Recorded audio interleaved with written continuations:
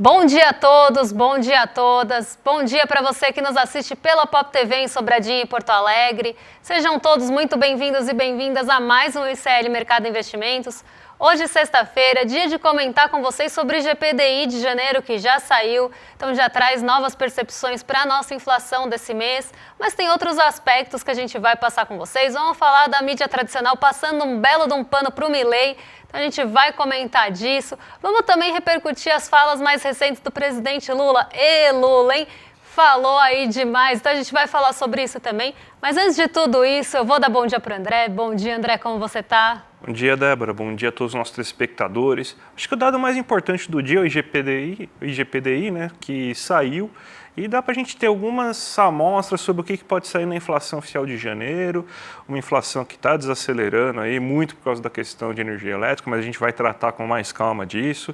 Vamos falar por o pano aí que estão passando para o Milei aí, que parece que é o novo herói do liberalismo econômico, mas a que custo isso, óbvio.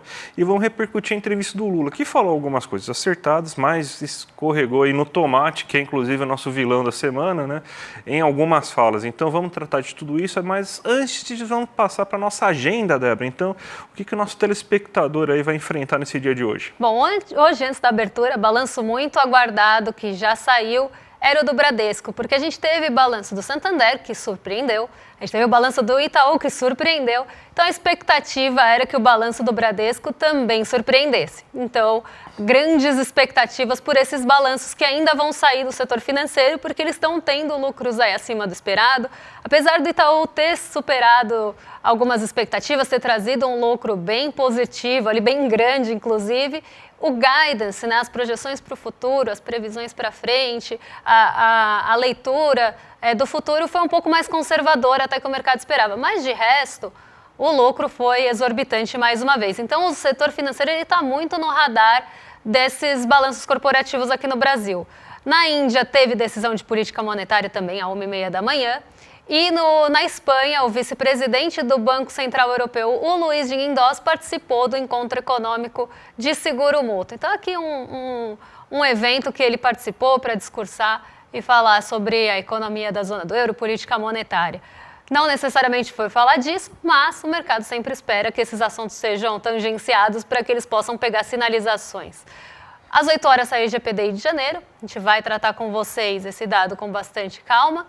Também teve o economista-chefe do Banco da Inglaterra participando de um briefing de política monetária e saiu também produções e vendas de veículos às 10 horas aqui no Brasil de janeiro. Nos Estados Unidos, estrela da agenda, dado mais importante que os mercados globais estão de olho, mas que a gente não vai conseguir passar hoje para vocês por conta do horário da divulgação, é o payroll, né? Hoje saiu o relatório mensal de empregos de janeiro, taxa de desemprego, salário médio por hora.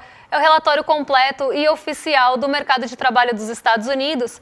E como os outros dados, tanto aqueles dados semanais de pedidos de auxílios de desempregos, o relatório JOLTS, mesmo o ADP, eles não tiveram a força que se esperava em janeiro, tinha uma grande expectativa pelo relatório completo e oficial. Então, ele fica na centralidade hoje nos mercados globais, porque está todo mundo olhando para o mercado de trabalho dos Estados Unidos. Afinal, ele é um embasamento importante para a decisão de política monetária e tudo está indicando que possa voltar a ter corte na taxa de juros por lá, que já era prevista anteriormente, mas que deixou de ser e agora volta a ficar no radar.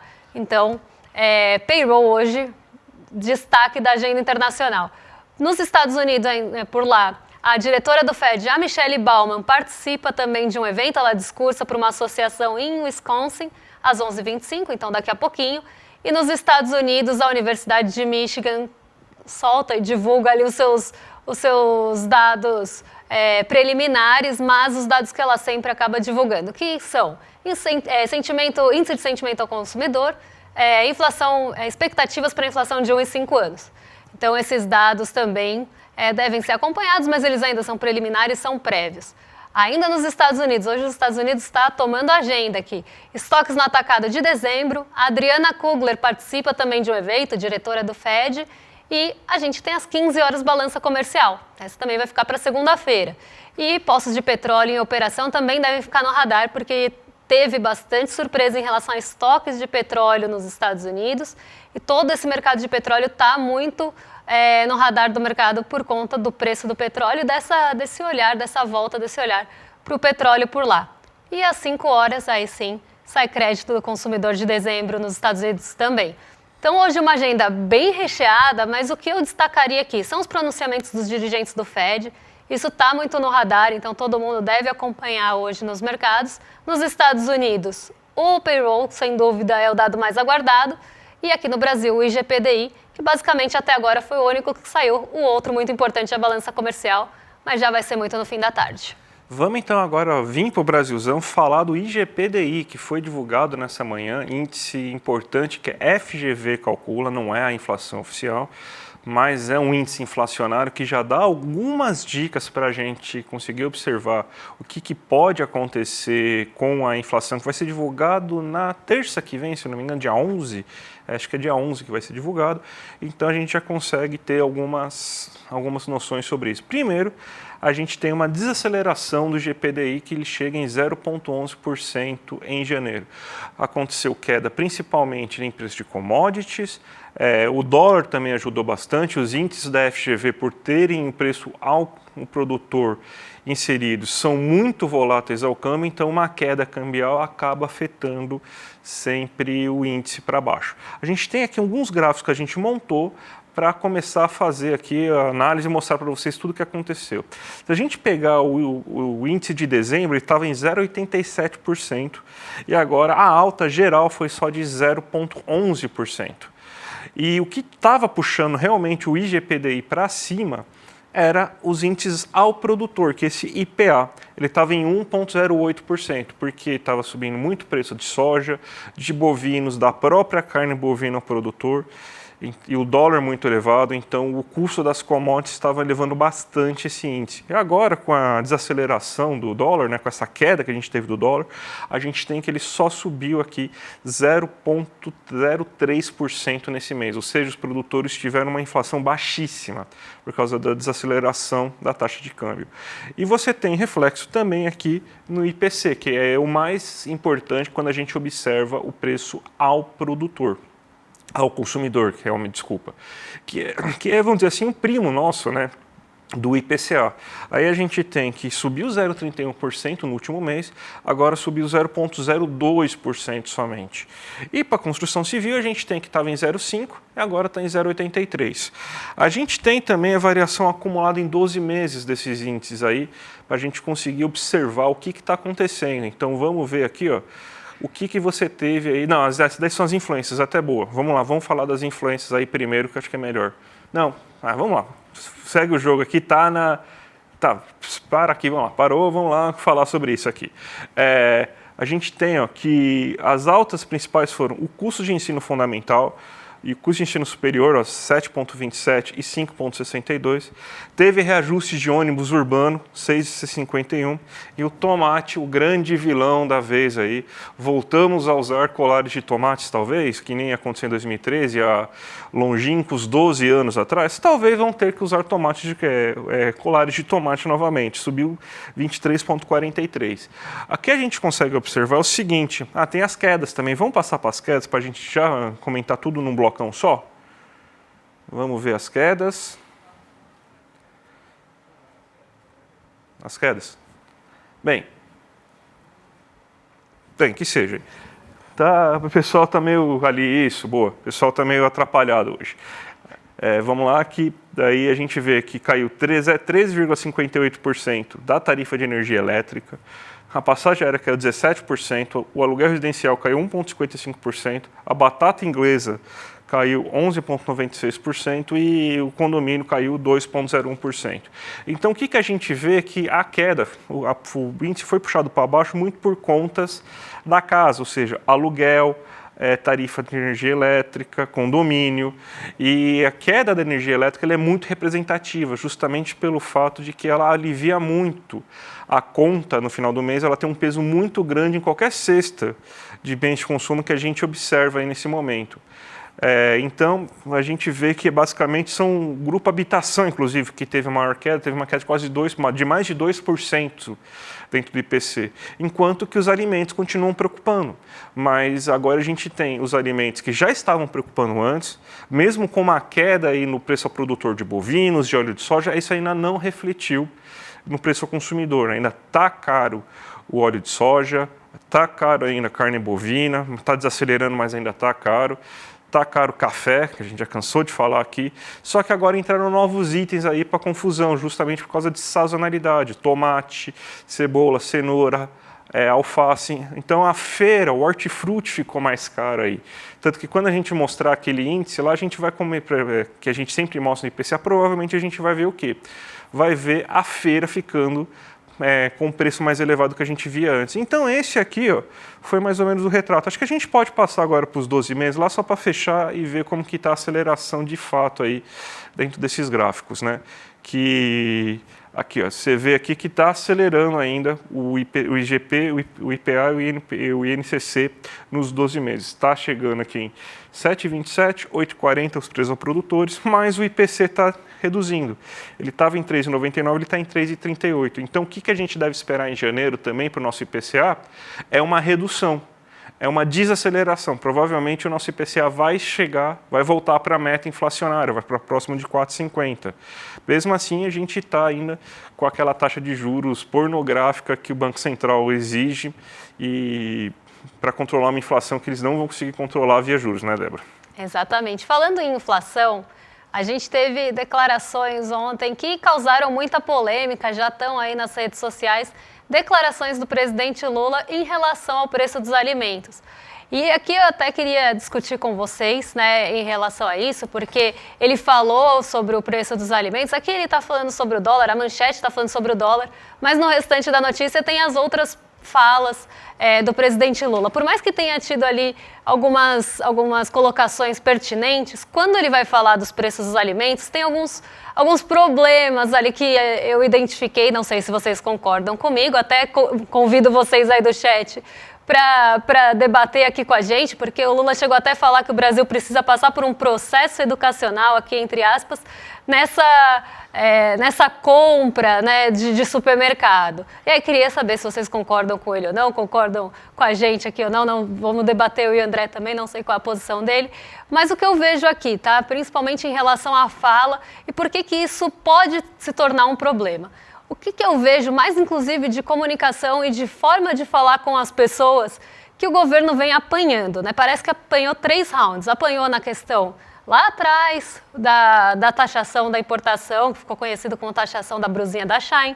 Depois apanhou no Pix. Apanhou quando surgiu, assim, se aventou aquela ideia, né? Que nem era uma ideia, era uma proposta dos supermercados do Best Before, né? Daquele produto que está perto da validade. Apanhou. E agora dá mais um combustível, dá mais munição para a oposição e para a extrema-direita deitar e rolar. Porque você chegar, a gente tem um problema aqui no Brasil que é a inflação de alimentos. Então a gente tem essa questão pressionando o bolso do brasileiro. E o brasileiro, se a gente for pensar na economia, a gente tem que pensar também na economia real da vida, do dia a dia das pessoas. Então o brasileiro, o que ele vai olhar? Ele vai no supermercado e ele vai ver o preço que ele comprava no mês anterior e o preço do quilo. Aí não importa do insumo que seja. Vamos pegar a batata que alguém comentou aqui no chat. A pessoa comprava batata a X reais o quilo e ela passou a comprar a X mais um, sei lá, o quilo. Então ficou mais caro, né, de um mês para o outro. Ela não tem muita percepção, às vezes, do que é inflação, que a inflação é uma variação de preços, que não necessariamente o fato de estar caro é porque teve inflação. Ela não vai pensar em tudo isso quando ela for no supermercado. Ela vai pensar, bom, eu comprava 30 itens com um valor. Agora eu compro 25 itens. O que está acontecendo? Meu poder de compra está diminuindo. Então eu não estou conseguindo comprar as mesmas coisas que eu comprava, por exemplo, itens de cesta básica com o mesmo valor. Ou eu vou ter que pôr mais dinheiro, ou eu vou ter que deixar alguma coisa no caixa. Né? Então, o brasileiro ele tem essa percepção da economia. Dificilmente você vai sair na rua, inclusive esse é um experimento que eu gostaria muito de fazer, e ver pessoas debatendo a questão fiscal do Brasil. Dificilmente você vai sair na rua e ver a pessoa falando do déficit nominal da dívida bruta. Quem liga para isso é o mercado financeiro. As pessoas na vida real, elas querem saber se o bolso delas está podendo comprar a mesma coisa ou não, elas querem pagar as contas no final do dia. Então, se a gente tem um ponto que está sendo uma fragilidade, que está sendo um calcanhar de Aquiles, porque mexe no bolso das pessoas, o Pix só virou o que virou porque as pessoas ficaram com medo de mexer no bolso delas. Porque senão isso vai passar despercebido. A taxação das brusinhas da Shai só virou o que virou porque ia mexer com o bolso da pessoa. A pessoa ia pensar, pô, eu comprava uma blusinha lá e agora eu não vou conseguir comprar mais, vai ficar caro. Então, as pessoas, quando mexem no bolso delas, elas vão começar a se preocupar com aquela situação. E o preço dos alimentos justamente mexe com o bolso das pessoas e numa questão muito sensível, que é a alimentação do brasileiro. Então, a gente também não pode entrar num discurso que muitas vezes beira o elitismo sobre a alimentação aqui do Brasil, do que entra no prato de comida.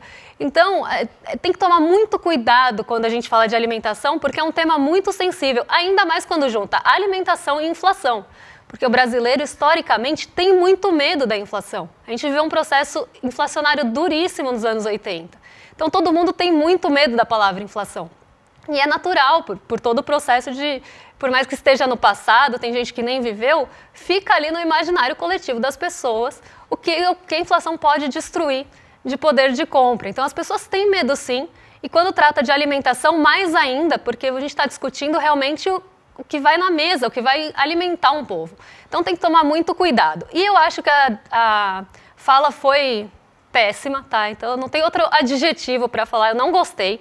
Discordo, porque primeiro ele começou, eu vou até ler aqui, para não fugir. Então, para que consumidores aprendam a desviar, está falando do processo educacional, aprendam a desviar de preços mais altos, então, ter uma agilidade no supermercado e substituir a compra por produtos similares. Então é isso, tá caro, aí você compra um similar, né? A gente estava até discutindo aí, não compra café, compra tipo café, não compra chocolate, compra tipo chocolate. Então, assim, não é uma coisa que pega bem, mas vamos continuar. Uma das coisas mais importantes para que a gente possa controlar o preço é o próprio povo. Se você vai no supermercado e desconfia que está caro, você não compra. Se todo mundo tiver a consciência de não comprar aquilo porque acha mais caro, e quem está vendendo vai ter que baixar para vender porque senão vai estragar, então assim, em vez de discutir o combate inflacionário, assim, a questão dos alimentos ela é preocupante porque ela vem de questões climáticas, ela vem de uma série de fatores que ficam muito difíceis de atuar. Tem atuações, mas elas podem começar a trazer efeito de médio e longo prazo. Poderia ter estoque regulador? Poderia. Tem algumas coisas sendo formadas? Tem. Só que a gente tem que lembrar que o estoque regulador ficou zerado por 2 governos. Então não vai se formar estoque regulador de uma hora para outra. É preciso ali começar a formar para isso, no médio prazo, começar a ter efeito. Ah, mas poderia pensar em questões de agricultura familiar? Poderia, mas isso também vai levar médio e longo prazo para trazer efeito, talvez mais longo prazo do que médio prazo nesse caso. É um combate inflacionário que precisa ser discutido. Só que você não pode ir a público e falar, se está caro, você não compra. Se está caro, você substitui. Porque você está dando um recado para as pessoas que você não vai atuar, de certa forma, naquilo e que quem tem que atuar é o povo. Então, está jogando, basicamente, a responsabilidade das pessoas que não sabem, não tem processo educacional para substituir e também não tem o discernimento de falar, não é nem discernimento, mas de chegar lá e falar, tá caro, eu não vou comprar mesmo caro. Então, assim, não é essa discussão que tem que ser feita. E isso dá um combustível enorme, você está dando munição realmente para bater em você, você está dando as luvas para bater em você e você apanhar mais um round, porque já tem vídeo circulando nas redes, inclusive vi hoje de manhã, sobre isso. E já está viralizando. Por que viraliza muito rápido? Porque mexe no medo das pessoas de inflação, porque mexe no medo das pessoas de bolso, que mexe num assunto super sensível e que tem que ser discutido sim, que é a alimentação do brasileiro. Então, você está realmente jogando todo o combustível para inflamar o assunto. E eu achei a colocação ruim, eu não concordo, eu acho que teria outras formas de abordar ou não abordar, às vezes é melhor ficar quieto, às vezes a gente perde a oportunidade de ficar quieto. Então, se fosse falar de preço de alimentos, eu não daria uma declaração dessa. E acho que um chefe de Estado não deveria falar em assuntos tangenciando dessa forma, porque realmente vai ser utilizado, com certeza, para bater no governo e, mais uma vez, vai perder a batalha. Qualquer frase que remeta a Maria Antonieta lá na Revolução Francesa, aí, que é o não tem pão como um brioches, é bem complicado. Eu acho que foi uma escorregada terrível E nessa questão da inflação de alimentos, a gente está muito nebuloso ainda, então não tem muito que a gente possa falar. Ele está fazendo conversa com grandes empresários do setor atacadista, do setor varejista, para entender o porquê que está aumentando a alimentação. Só que a questão de controle inflacionário de alimentação, que pelo menos você consiga fazer uma discussão que sirva para o médio e longo prazo, porque o do curto prazo vai ser muito difícil se você fazer algo sem, por exemplo, não deixar ninguém bravo. Porque, por exemplo, se a gente for pegar a questão dos estoques reguladores, tem que voltar a fazer. Só que existe um grande entrave para fazer os estoques reguladores também, é que muita gente, principalmente do agro, comemorou a questão de você zerar os estoques reguladores. Eles não zeraram porque esqueceram dele lá, não. Existe um lobby gigantesco para zerar os estoques reguladores.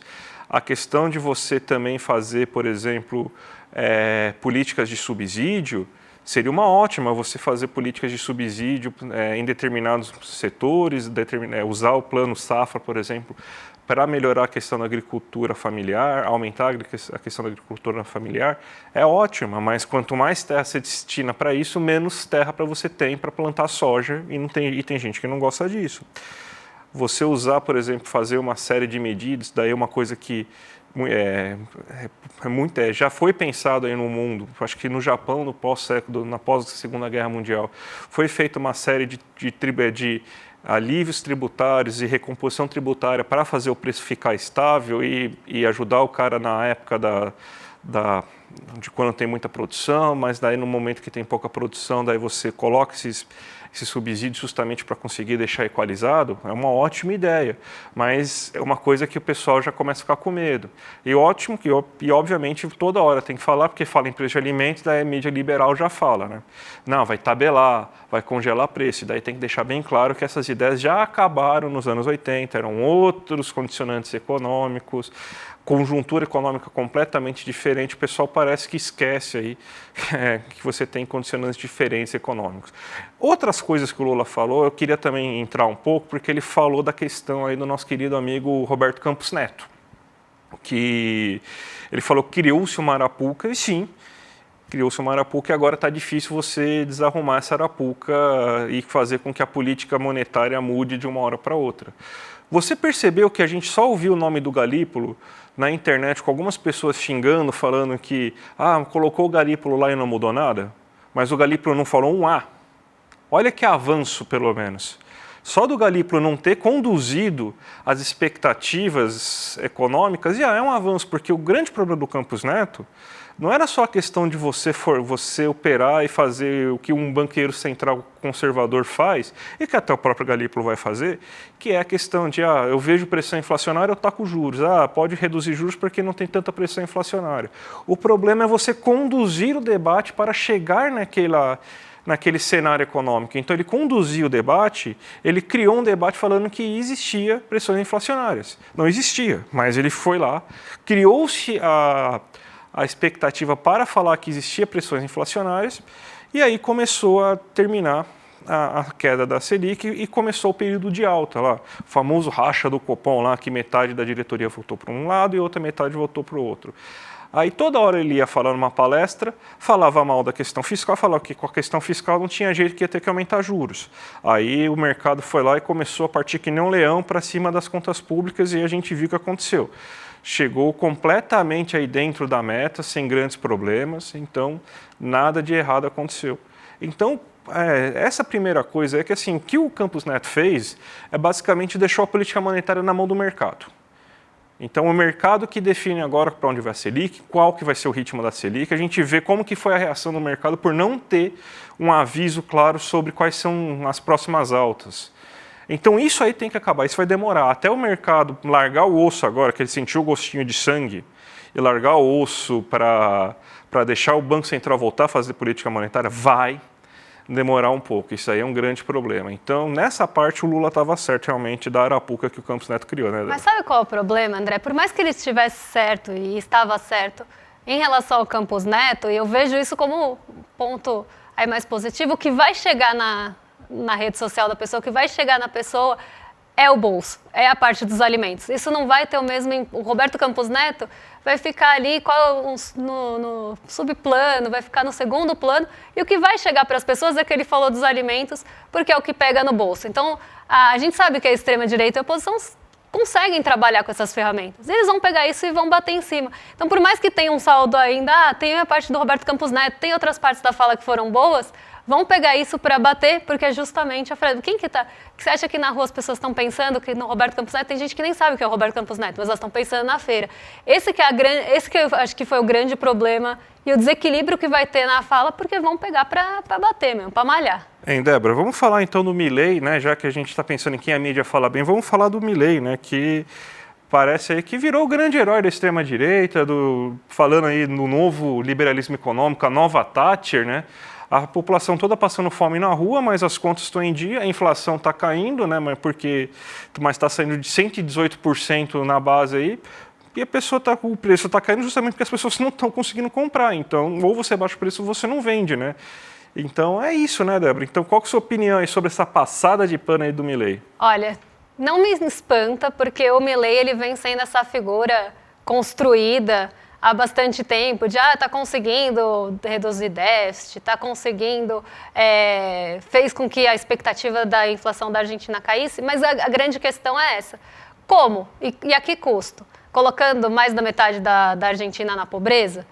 Colocando, né, tomando todas essas medidas, que é o que a gente sempre fala aqui, dependendo da medida, você mata o paciente e ele não tem febre, né? O André sempre usa esse exemplo. Então, como que ele está conduzindo isso? A gente até tem algumas falas aqui, deixa eu ver se eu tenho alguma curtinha para passar para vocês, porque o programa já está chegando no final, do Milei, né? Mas que ele está sendo, em suma aqui, tá? Que ele está sendo um experimento liberal, né? Então, é isso, estão pegando o Milei, e sempre que tem, inclusive tem muito contraste em relação ao Brasil, né? A gente vê a mídia fazendo muito isso, esse contraste Milei Brasil, quando vai falar do Milei, e a gente, né, vê essa não só passada de pano, mas as pessoas enaltecendo o Milei sem pensar da onde estava partindo também, porque a gente olhou o PIB, né? Quando teve o PIB da Argentina, houve grandes comemorações em vários veículos de notícia que a Argentina estava ali mostrando a recuperação, mas de que ponto que ela saiu para ter aquele crescimento? Ela estava num ponto ali, num tal fundo de poço que talvez ela fosse, qualquer coisa que cresça ali, fosse ter um impacto muito maior. Então, a gente tem que pensar em todos esses pontos, mas acho que mais do que isso, tem a questão né, de como ele está fazendo, os argentinos estão na pobreza, tem tudo isso, mas como isso está sendo enaltecido para fazer dele essa figura liberal e que está fazendo a diferença na Argentina, quando, na verdade, ele está, basicamente, jogando argentinos na pobreza, e tem vários estudos em relação a isso, pobreza e extrema pobreza, e conseguindo cortar tudo né, cortando tudo que consegue, na verdade, para entregar números ali positivos, mas que não melhoram a vida das pessoas. Eu acho que é esse contraste também que precisa ser feito, e ele está sendo realmente enaltecido, não é de hoje, a gente vem falando isso bastante tempo, como essa figura liberal e que deve transformar a Argentina em grande experimento e outras coisas. Bem, Débora, você sabe que agora, vamos já sextar, mas a gente antes tem que passar o recado, né? Porque a aula da nossa pós aí, inaugural, está sendo lançada aí no dia 13 de fevereiro, quinta-feira, 8 horas da noite, uma aula inaugural, A Vingança dos Humilhados, com Gessé Souza e com Renato Giannini. Gente, maravilhosa é a nossa pós aí, que em parceria da FESP, ainda tem vagas, então, gente, perdi a palavra aqui. Vão ter condições especiais para quem se inscrever até esse dia 13, então é a última oportunidade para vocês virarem aluno da pós-graduação. Vai ser imperdível, 8 horas da noite. Clica aqui em clmercado.com.br, já ativa o sininho aí para ser chamado aí para o YouTube te avisar para você não perder. Imperdível. E agora vocês ficam com o Rolê ICL na sequência, com o William Deluca e Guga Noblat, porque ontem eu troquei tudo, fiz uma troca de sobrenomes aqui. William Deluca e Guga Noblat estão com você a partir de agora no Rolê ICL. E segunda-feira a gente volta para tratar dos principais assuntos que ficaram de hoje, que ainda vão sair. Então tem balança comercial, vai ter payroll, tem focos na segunda-feira, velho conhecido nosso. e outros assuntos que devem mexer com os ânimos do mercado, com os nossos bolsos e com a bolsa. Um beijão e até lá, pessoal. Até mais, gente. Tchau, tchau. Os ataques suicidas pareciam uma realidade muito distante do Brasil. Hoje, no entanto, sabemos que as constantes humilhações impostas pelas nossas elites, já há muitos séculos, podem levar pessoas comuns a se tornarem, por exemplo, homens-bomba. Você consegue imaginar o nível de humilhação, privação e violência diária para que uma pessoa escolha abdicar da sua própria vida para destruir o sistema da qual ela é vítima? Quer entender melhor como isso acontece? Então você precisa se inscrever agora para participar da aula magna aberta que eu, juntamente com Renato Janine Ribeiro, daremos para o ICL. A vingança dos humilhados. Como as elites brasileiras condenaram os mais pobres à autodestruição. E essa aula será no dia 13 de fevereiro, uma quinta-feira, a partir das 20 horas, todos os canais do ICL.